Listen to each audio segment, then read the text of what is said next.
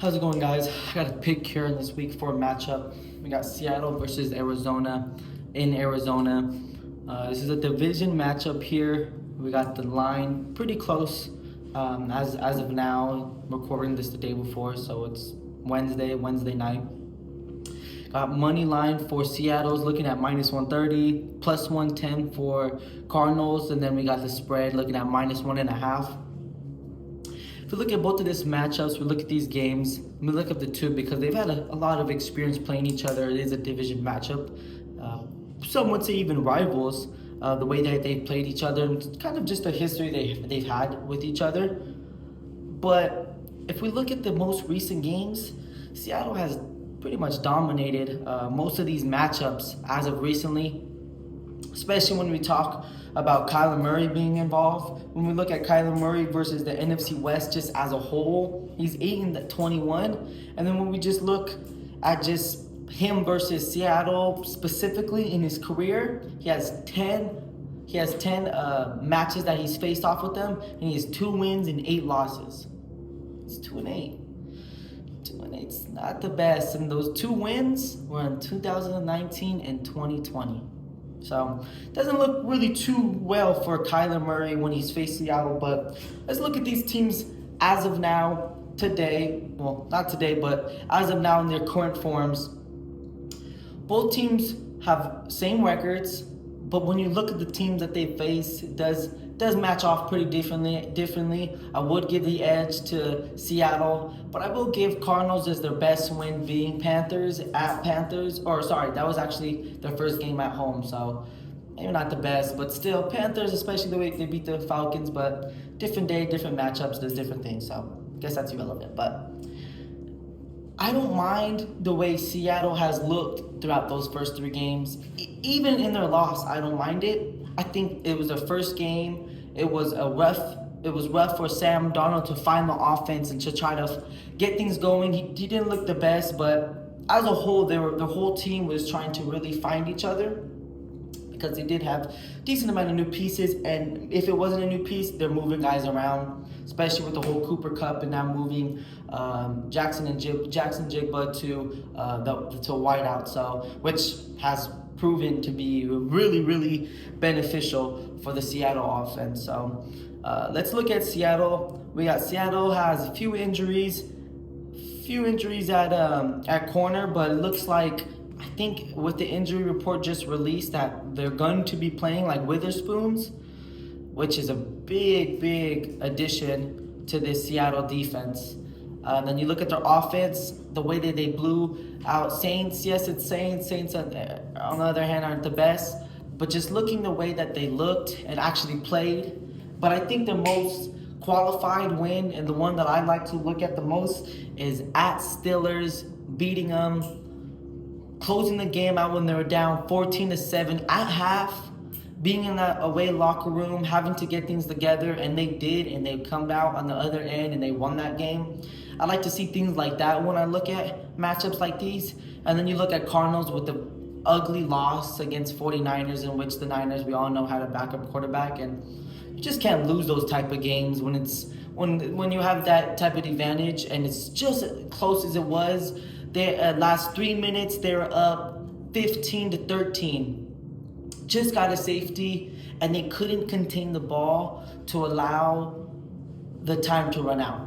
They allowed Seattle to get another chance. Sorry, they let 49ers get another shot, and they let the Niners put up a field goal to win the game. You can't have those type of things on division matchups, and when you're that close with the situation and scenario that they were given.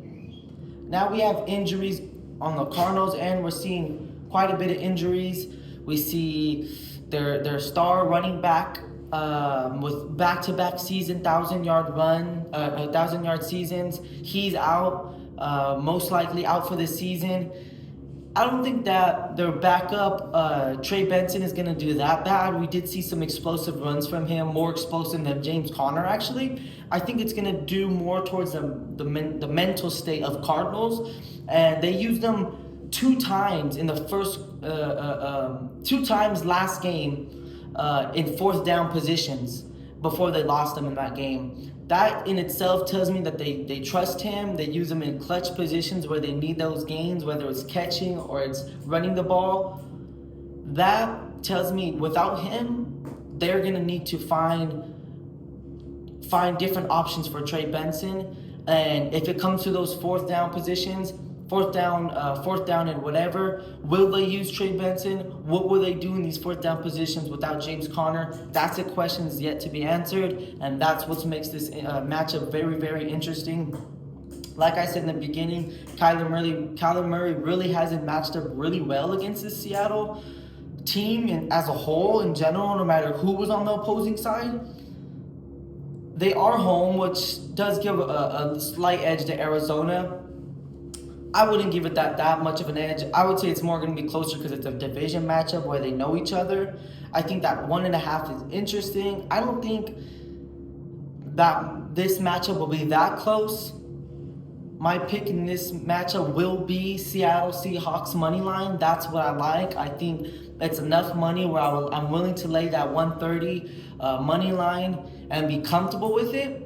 But if you want to look at different options, getting a little juicy with it, I don't mind laying that 3 points. Even if you just do 2.5 just to be more safe, just adding that extra point. I don't think you're going to get that much more benefit odds. Maybe 3 you will. I can see a 3 being really well.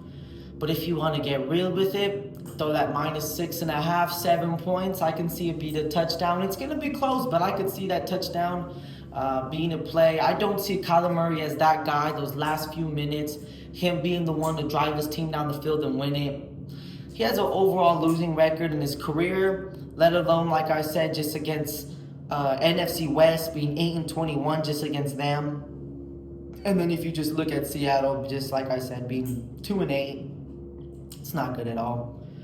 Those last 2 matchups they had last year versus Seattle, they had the first one going Seattle 16, Cardinals 6.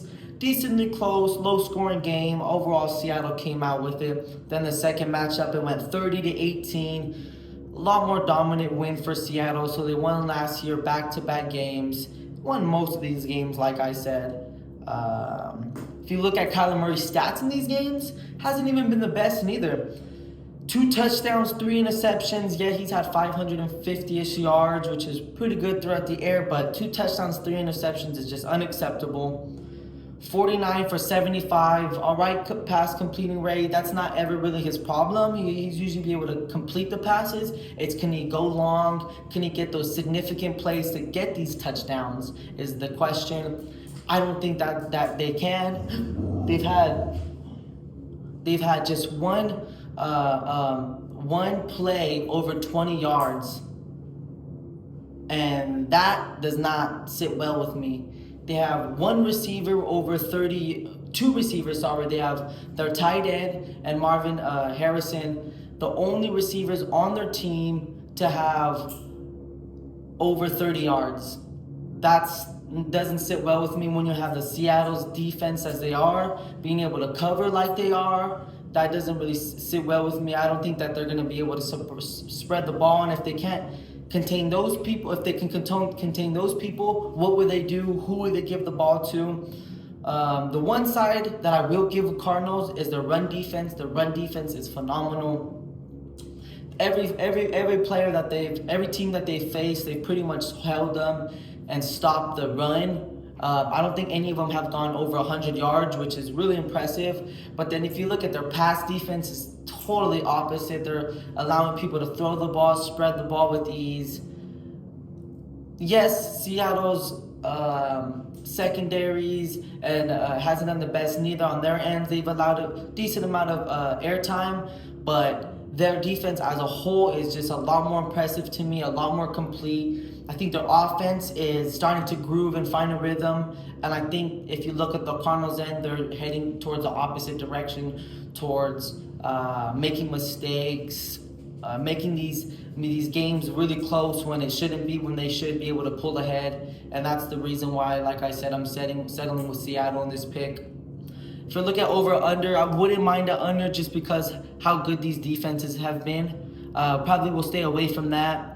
Players scoring wise, I don't really wouldn't really touch that, but I do like Kyler Murray for his rushing. I don't know really what it's at, but I could see him put in positions where he needs to use his legs to get out of these third downs and longs and good stuff like that. So I could see him using his legs pretty decently, but that's my pick here. Seattle Seahawks money line, lay the points. Think that they're gonna get a pretty decent win in this division rival matchup. If you like this video, please like and subscribe. Comment down below what your thoughts, your opinion is, and I'll see you guys Sunday for this week's matchups.